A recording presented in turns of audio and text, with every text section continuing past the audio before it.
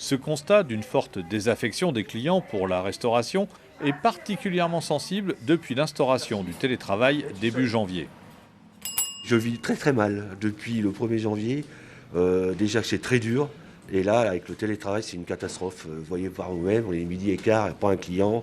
C'est une catastrophe. Il y a une grosse baisse d'activité le midi, puisqu'on n'a plus les bureaux, on n'a plus les banquiers, les assurances, il n'y a plus personne. Donc on a moins 50% de chiffre d'affaires. Avec les jours de télétravail, pas de déjeuner entre collègues le midi, mais la baisse d'activité est aussi plus globale. Parce que les chiffres ne sont pas suffisamment importants et tout ça forcément lié encore une fois à cette crise sanitaire.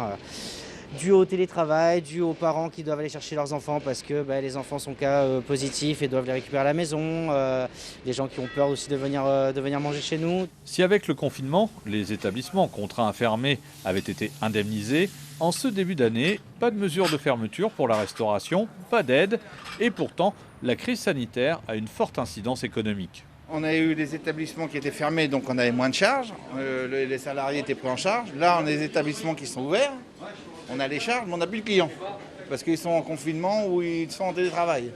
Alors voilà le problème. Mais nous, à la fin du mois, il va falloir qu'on paye tout le monde, et on a du mal à occuper les gens. Le syndicat professionnel des cafetiers et restaurateurs d'Indre-et-Loire espère bénéficier d'un nouveau soutien financier.